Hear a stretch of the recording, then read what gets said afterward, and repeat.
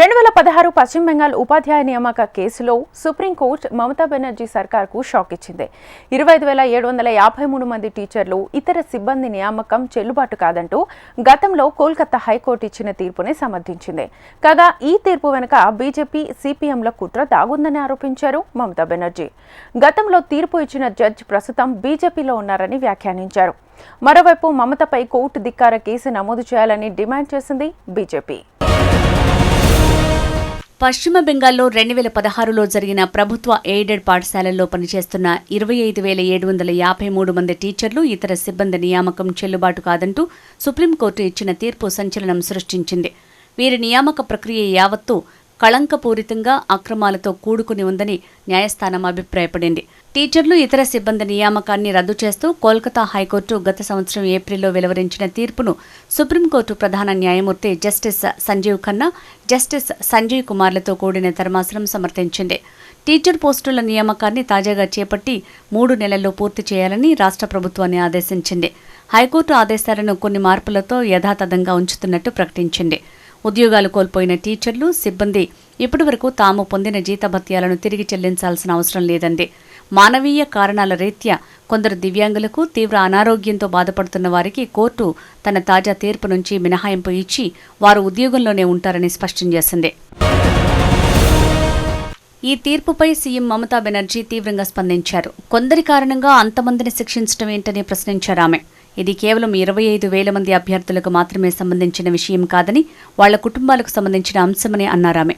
న్యాయ వ్యవస్థపై తమ ప్రభుత్వానికి అపారమైన గౌరవం ఉందని, అయినప్పటికీ ఈ తీర్పును అంగీకరించబోమని అన్నారామె. అయినప్పటికీ కోర్టు చెప్పినట్టుగా నడుచుకుంటానన్నారు. స్కూల్ సర్వీస్ కమిషన్ను రిక్రూట్మెంట్ ప్రాసెస్ తిరిగి ప్రారంభించాలని కోరినట్టు తెలిపారు. ఈ సందర్భంగా మమతా బెనర్జీ చేసిన కొన్ని వ్యాఖ్యలు కలకలం రేపాయి. ఒక సిట్టింగ్ జడ్జి నివాసంలో నోట్ల కట్టలు దొరికితే కేవలం ట్రాన్స్ఫర్తో సరిపెడతారా? అదే నియామకాల్లో మోసం జరిగిందని మొత్తం ప్రక్రియనే రద్దు చేస్తారా? అలాంటప్పుడు ఉపాధ్యాయులను ఎందుకు బదిలీతో సరిపెట్టకూడదు అని మమత అన్నారు. అలాగే నియామకాల రద్దుకు సంబంధించి ఆదేశాలు ఇచ్చిన తొలి జడ్జి ఇప్పుడు బీజేపీ ఎంపీగా ఉన్నారని అభిజిత్ గంగోపాధ్యాయను ఉద్దేశించి తెలిపారు. ఈ తీర్పు వెనుక బీజేపీ, సిపిఎంల కుట్ర దాగి ఉందని అన్నారామె. బెంగాల్ విద్యా వ్యవస్థ కుప్పకూలాలని బీజేపీ ఉవ్విళ్లూరుతోందని మండిపడ్డారామె. బెంగాల్ ఉపాధ్యాయ నియామకాలను రద్దు చేస్తూ కోల్కతా హైకోర్టు ఇచ్చిన ఉత్తర్వును సుప్రీంకోర్టు సమర్థించిన నేపథ్యంలో ముఖ్యమంత్రి మమతా బెనర్జీ రాజీనామా చేయాలని బీజేపీ డిమాండ్ చేసింది. ఉపాధ్యాయుల నియామకంలో హర్యానాకు చెందిన ఓపీ చౌతాలా తర్వాత జైలుకు వెళ్లిన రెండవ ముఖ్యమంత్రిగా మమతా బెనర్జీ నిలుస్తారని ఎద్దేవా చేశారు.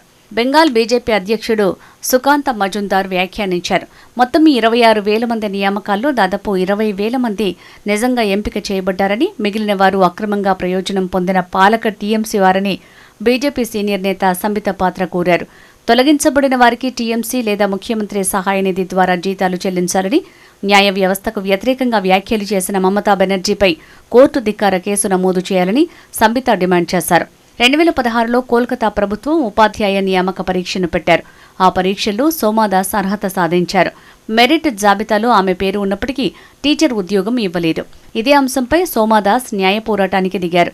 కేసు విచారణ సమయంలో 2019లో ఆమె క్యాన్సర్ బారిన పడ్డారు. సోమాదాస్ ఆవేదనను గుర్తిస్తూ అప్పటి కోల్కతా హైకోర్టు న్యాయమూర్తి అభిజిత్ గంగోపాధ్యాయ కీలక తీర్పును వెలువరించారు. సోమాదాస్ను ఉపాధ్యాయురాలిగా నియమించాలని బెంగాల్ ప్రభుత్వానికి ఆదేశించారు. దీంతో 2022లో ప్రభుత్వం సోమాదాస్కు బీర్భూంలోని నల్హాటిలో మోధురా జిల్లా పాఠశాలలో నియమించింది. ప్రస్తుతం ఆమె అదే స్కూల్లో విధులు నిర్వహిస్తున్నారు. సుప్రీంకోర్టు తీర్పుపై సోమాదాస్ సంతోషం వ్యక్తం చేస్తున్నారు. అదే సమయంలో వేలాది మంది ఉద్యోగాలు కోల్పోతున్నారనే నిరాశను వ్యక్తం చేశారు.